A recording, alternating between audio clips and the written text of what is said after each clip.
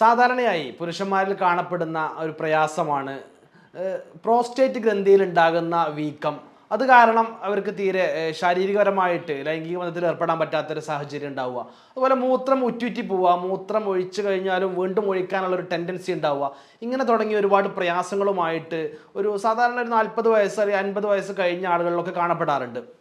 ഇത് സാധാരണ ചില ആളുകൾ പറയാറുണ്ട് പുരുഷ ഗ്രന്ഥി പ്രോസ്റ്റേറ്റ് ഗ്രന്ഥിയിലെ വീക്കമാണോ, അല്ലെങ്കിൽ പ്രോസ്റ്റേറ്റ് ഗ്രന്ഥിയുടെ ക്യാൻസർ ആണോ, ഇങ്ങനെ തുടങ്ങി പല തരത്തിലുള്ള അസുഖങ്ങളും ഈ പ്രോസ്റ്റേറ്റ് ഗ്രന്ഥിയുമായി കാണപ്പെടാറുണ്ട്. ഒരുപാട് ആളുകൾ ഇതിൻ്റെ സാധാരണ ഇതൊരു നിസാര പ്രശ്നമായി കാണപ്പെടുകയും അത് കൃത്യമായിട്ട് ചികിത്സിക്കാതിരിക്കുകയും എന്താണോ അതിന് പ്രശ്നം, മൂത്രം ഒഴിക്കാൻ ഉറ്റുറ്റി പോവുകയാണോ അതോ മൂത്രം കൃത്യമായിട്ട് പോവാതിരിക്കുകയാണോ, ആ ഫ്ലോ കിട്ടാതിരിക്കുകയാണോ, അല്ലെങ്കിൽ ലൈംഗിക ശേഷി ഉദ്ധാരണ പ്രശ്നമൊക്കെ ഉണ്ടാവുകയാണോ, അതിന് മാത്രം ചികിത്സ എടുക്കുകയും ഇതിൻ്റെ യഥാർത്ഥ കാരണം കണ്ടെത്താതിരിക്കുകയും ചെയ്യാറുണ്ട്. അങ്ങനെ പിന്നീട് നമ്മൾ കൃത്യമായിട്ട് അനലൈസ് ചെയ്യുമ്പോഴാണ്, കൃത്യമായിട്ട് പഠിക്കുമ്പോഴാണ് ഇത് പ്രോസ്റ്റേറ്റ് ക്യാൻസർ ആയിരുന്നു എന്ന് മനസ്സിലാക്കുകയും അതിന് കുറച്ചുകൂടെ ക്യാൻസർ ഒന്ന് മൂർച്ഛിച്ചതിന് ശേഷം മാത്രം നമ്മളത് അറിയുകയും ചെയ്യാറുള്ളത്. ഇന്ന് നമുക്ക് ഇത്തരത്തിലുള്ള ഈ പ്രോസ്റ്റേറ്റ് ക്യാൻസറുമായി ബന്ധപ്പെട്ട് അതിൻ്റെ റിസ്ക് ഫാക്ടേഴ്സ് എന്തൊക്കെയാണ്, അതിൻ്റെ ലക്ഷണങ്ങൾ എന്തൊക്കെയാണ്, അത് എങ്ങനെയാണ് തിരിച്ചറിയാൻ പറ്റുക എന്നുള്ള കാര്യങ്ങളെ കുറിച്ചൊക്കെ ചർച്ച ചെയ്യാം. ഞാൻ doctor Hisham Haider, doctor Hisham's health care, Calicut and Wandoor.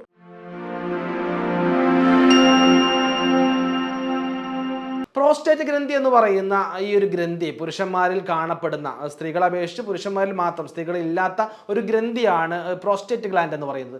ഈ പ്രോസ്റ്റേറ്റ് ഗ്ലാൻഡ് നമ്മളുടെ മൂത്രസഞ്ചിയുടെ പിൻഭാഗത്തായിട്ടാണ് സ്ഥിതി ചെയ്യപ്പെടുന്നത്. ഈ പ്രോസ്റ്റേറ്റ് ഗ്രന്ഥി എന്ന് പറയുന്നത് നോർമലി ആയിട്ട് ഇതിന് പലതരത്തിലുള്ള ഫങ്ഷൻസ് ഉണ്ട്. നമ്മുടെ സെമൻ്റെ ക്വാളിറ്റി കൂട്ടാൻ വേണ്ടിയിട്ട്, സെമൻ പ്രൊഡക്ഷൻ ഉണ്ടാക്കാൻ വേണ്ടിയിട്ട്, അഥവാ സെമൻ നമ്മൾ പുരുഷ ബീജം എന്നൊക്കെ പറയുന്ന ഈ സെമൻ, കുട്ടികളുണ്ടാകാൻ സഹായിക്കുന്ന സെമൻ്റെ ക്വാളിറ്റി കൂട്ടാൻ അല്ലെങ്കിൽ സെമൻ പ്രൊഡ്യൂസ് ചെയ്യാൻ വേണ്ടിയിട്ട് ഈ സെമൻ്റെ മോട്ടിലിറ്റി, ഈ സെമൻ ഉണ്ടായതുകൊണ്ട് മാത്രം കാര്യമില്ല, അത് കൃത്യമായിട്ട് സ്ത്രീ അണ്ടത്തിലേക്ക് പോയി അത് ഒരു മോട്ടിലിറ്റി ഉള്ള, ജീവനുള്ള, ഒരു ആക്റ്റീവ് ആയിട്ടുള്ള, മോട്ടിലിറ്റി കൂടുതലുള്ള ഒരു സ്പേമായിട്ട് മാറേണ്ടതുണ്ട്.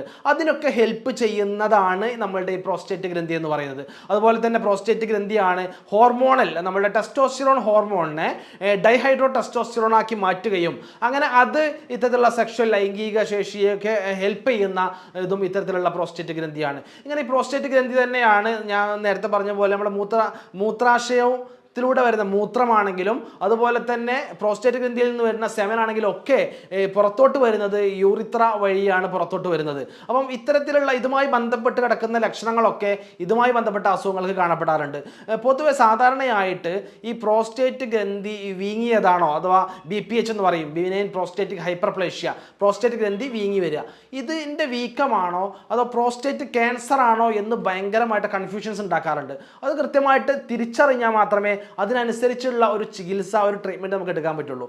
നോർമലി ഇതിൻ്റെ റിസ്ക് ഫാക്ടേഴ്സ് എന്ന് പറയുന്നത് 50 വയസ്സ് കഴിഞ്ഞ ആളുകൾക്കാണ് ഇത് ഉണ്ടാവാറുള്ളത്. 50 വയസ്സ് കഴിഞ്ഞ ആളുകൾ, അല്ലെങ്കിൽ ജെനറ്റിക് ഫാക്ടേഴ്സ്, അതുപോലെ തന്നെ ഫാമിലി ഹിസ്റ്ററി ആയിട്ട് അവരുടെ ഫാദറിന് അല്ലെങ്കിൽ ഗ്രാൻഡ് ഫാദറിനൊക്കെ ഇത്തരത്തിലുള്ള പ്രോസ്റ്റേറ്റ് ക്യാൻസർ ഉണ്ടായിരുന്നു, അങ്ങനെയുള്ള ആളുകൾക്ക് പ്രോസ്റ്റേറ്റ് ക്യാൻസർ ഉണ്ടാവാറുണ്ട്. മറ്റൊന്നാണ് നമ്മുടെ ലൈഫ് സ്റ്റൈലിൻ്റെ, നമ്മുടെ ജീവിതശൈലിയുടെ ഭാഗമായിട്ടും പ്രോസ്റ്റേറ്റ് ക്യാൻസർ വരാറുണ്ട്. നമുക്കറിയാം പുരുഷന്മാരിൽ കാണപ്പെടുന്ന ക്യാൻസറിൻ്റെ ഭൂരിഭാഗം അല്ലെങ്കിൽ ഒരു മെജോറിറ്റി എന്ന് പറയുന്നത് പ്രോസ്റ്റേറ്റ് ക്യാൻസറാണ്.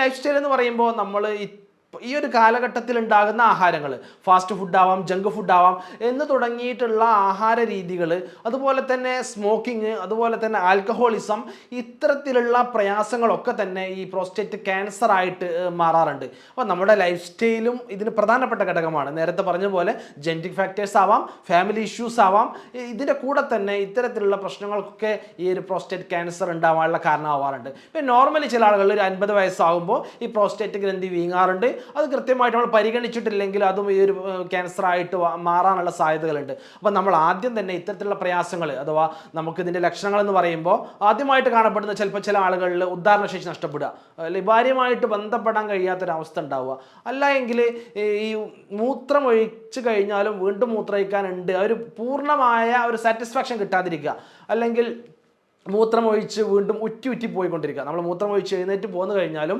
വീണ്ടും ഉറ്റി പോയിക്കൊണ്ടിരിക്കുക. അതിനുള്ള കാരണം എന്ന് പറയുന്നത് സഞ്ചിയുടെ തൊട്ട് അടുത്ത് തന്നെയാണ്, അല്ലെങ്കിൽ പിറകിൽ തന്നെയാണ് ഈ പ്രോസ്റ്റേറ്റ് ഗ്രന്ഥി കാണപ്പെടുന്നത്. അപ്പോൾ ആ പ്രോസ്റ്റേറ്റ് ഗ്രന്ഥിയിൽ ഉണ്ടാകുന്ന വീക്കം നമ്മുടെ മൂത്രസഞ്ചിയിൽ അമർന്നു കൊണ്ടിരിക്കുകയും അതിനെ പ്രസ് ചെയ്യുകയും അങ്ങനെ മൂത്രം ഉറ്റി പോകുന്ന അവസ്ഥ, മൂത്രം കൃത്യമായി പോകാത്ത അവസ്ഥ, അല്ലെങ്കിൽ മൂത്രത്തിൽ മഞ്ഞ കളർ ഉണ്ടാവുക, അഥവാ രക്തത്തിൻ്റെ അംശമൊക്കെ ഉണ്ടാവുക, മൂത്രത്തിൽ രക്തം കാണപ്പെടുക, അല്ലെങ്കിൽ സെമനിൽ നമ്മൾ ബന്ധപ്പെട്ട് കഴിഞ്ഞ ശേഷം ഇജാക്കുലേഷൻ്റെ സമയത്ത് സെമനിൽ രക്തത്തിൻ്റെ ഡോട്ടൊക്കെ ആയിട്ട് കാണപ്പെടുക. ഇങ്ങനെയുള്ള പ്രശ്നങ്ങൾ, മൂത്രം ഒഴിക്കുമ്പോൾ വേദന ഉണ്ടാവുക, എരിച്ചിലുണ്ടാവുക, ഇതൊക്കെ കോമൺ ആയിട്ടുള്ള ലക്ഷണങ്ങളാണ്. സാധാരണ പ്രോസ്റ്റേറ്റ് ക്യാൻസറിനാണെങ്കിലും പ്രോസ്റ്റേറ്റ് ഗ്രന്ഥി വീക്കത്തിനാണെങ്കിലും ഒക്കെ ഈ ഒരു ലക്ഷണങ്ങൾ കാണപ്പെടാറുണ്ട്. അപ്പോൾ കൃത്യമായിട്ട് ഇത് എന്താണ് എന്ന് ഒരു ഡോക്ടറെ കണ്ടിട്ട് ഇത്തരത്തിൽ ലക്ഷണങ്ങൾ ഉണ്ടെങ്കിൽ ഉടനെ തന്നെ നിങ്ങളുടെ അടുത്തുള്ള നല്ലൊരു ഡോക്ടറെ പോയി കാണുകയും അത് എന്താണ് ഇതിൻ്റെ പ്രശ്നമെന്ന് മനസ്സിലാക്കിയതിന് ശേഷം മാത്രം ചികിത്സ എടുക്കുക എന്നുള്ളതാണ്. കാരണം ഇതിന് ചികിത്സയൊക്കെ ഉണ്ട്, മരുന്നൊക്കെ ഉണ്ട്.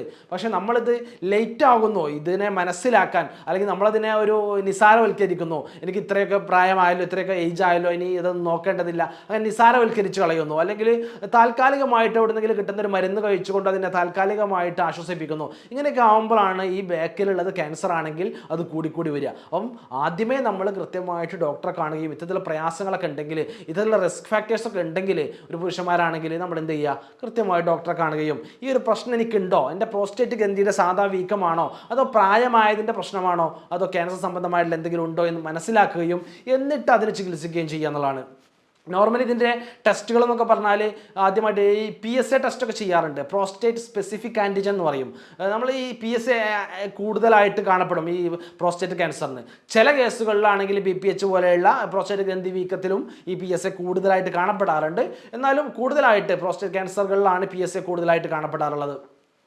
അതുപോലെ തന്നെ നമുക്ക് സ്കാൻ ചെയ്താൽ മനസ്സിലാകും. സ്കാൻ ചെയ്താൽ നമ്മുടെ പ്രോസ്റ്റേറ്റ് ഗ്രന്ഥി എത്രത്തോളം വീങ്ങിയിട്ടുണ്ട്, നന്നായിട്ട് വലുതായിട്ടുണ്ടോ എന്നുള്ളതൊക്കെ മനസ്സിലാവും. അതിൽ ക്യാൻസർ ആണോ അല്ലേന്ന് മനസ്സിലാവില്ല, അത് പ്രോസ്റ്റേറ്റ് ഗ്രന്ഥിക്ക് വീക്കമുണ്ടോ, വലുതായിട്ടുണ്ടോ, നോർമൽ ആണോ അല്ലേ എന്നുള്ളതാണ് അതിൽ സ്കാനിങ്ങിലൂടെ നമുക്ക് മനസ്സിലാക്കാൻ കഴിയുക. അതുപോലെ അതിനുശേഷം കുറച്ചുകൂടെ പ്രോസ്റ്റേറ്റിലുള്ള കോശങ്ങളുടെ ബയോപ്സി ചെയ്യാം. ഇത് കൺഫേം ചെയ്യാൻ വേണ്ടിയിട്ട്, പ്രോസ്റ്റേറ്റ് ക്യാൻസർ തന്നെയാണെന്ന് കൺഫേം ചെയ്യാൻ വേണ്ടിയിട്ട് ഇത്തരത്തിലുള്ള ബയോപ്സികളും ചെയ്താൽ നമുക്കിത് ക്യാൻസർ ആണോ അല്ലേ എന്നുള്ളത് തിരിച്ചറിയാനും എന്നിട്ട് അതിൻ്റെ ഗ്രേഡ് എത്രയാണ്, തുടക്കമാണോ, അതിനെ കൃത്യമായിട്ട് ചികിത്സകളിലൂടെ പരിഹരിക്കാനും നമ്മളെ കൊണ്ട് സാധ്യമാവുന്നതാണ്. ഇനി ഈ ഒരു പ്രശ്നങ്ങളെ കൃത്യമായിട്ട് ഐഡൻറ്റിഫൈ ചെയ്യുക, കൃത്യമായിട്ട് ഡയഗ്നോസ് ചെയ്തതിന് ശേഷം മാത്രം നമ്മളതൊരു ചികിത്സയിലേക്ക് എടുക്കുക. എന്നിട്ട് ആ ഒരു നമ്മൾക്ക് എന്തൊക്കെയാണോ ലക്ഷണങ്ങൾ ഉണ്ടായത് ആ ലക്ഷണങ്ങളൊക്കെ പറഞ്ഞ് മനസ്സിലാക്കി അതിനുശേഷം കൃത്യമായിട്ട് മരുന്ന് കഴിച്ച് ഇത് പൂർണ്ണമായിട്ട് മാറ്റുന്ന രീതിയിലേക്ക് അത് മാറുക എന്നുള്ളതാണ്. ഏറ്റവും പ്രധാനമായിട്ട് നമ്മൾ ശ്രദ്ധിക്കേണ്ടത്, നമ്മൾ ഒരിക്കലും മൂത്രം പിടിച്ചു വെക്കാൻ പാടില്ല. അല്ലെങ്കിൽ ഈ മൂത്രം ഉറ്റിറ്റി പോവുകയാണെങ്കിൽ അത് വീണ്ടും ഡോക്ടറെ കാണിക്കാതെ നീണ്ടു പോകാനും പാടില്ല. കൃത്യമായിട്ട് മൂത്രത്തിൽ എന്തെങ്കിലും രക്തത്തിൻ്റെ അംശം കണ്ടാൽ അത് എങ്ങനെയെങ്കിലും അബദ്ധവശാൽ വന്നതായിരിക്കും, അങ്ങനെ നിസ്സാരവൽക്കരിക്കാൻ പാടില്ല. മൂത്രം ഒഴിക്കുമ്പോൾ എന്തെങ്കിലും നീറ്റൽ വന്നാൽ അതിനെ നിസ്സാരമായിട്ട് തള്ളിക്കളയാൻ പാടില്ല.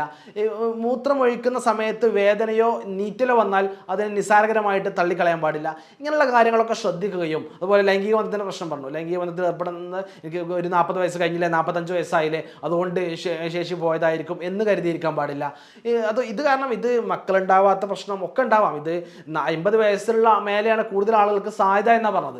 അതിൻ്റെ താഴെയുള്ള ആളുകളിലും കണ്ടുവരുന്നുണ്ട്. അപ്പം കുട്ടികൾ ഉണ്ടാവാത്ത പ്രശ്നം അങ്ങനെയൊക്കെ ഉണ്ടാവാറുണ്ട്. അപ്പം ഇത് കൃത്യമായിട്ട് മനസ്സിലാക്കി കൃത്യമായിട്ട് ചികിത്സ എടുക്കുക. നമ്മുടെ ലൈഫ് സ്റ്റൈലിൽ നല്ല മാറ്റം വരുത്തേണ്ടതുണ്ട്.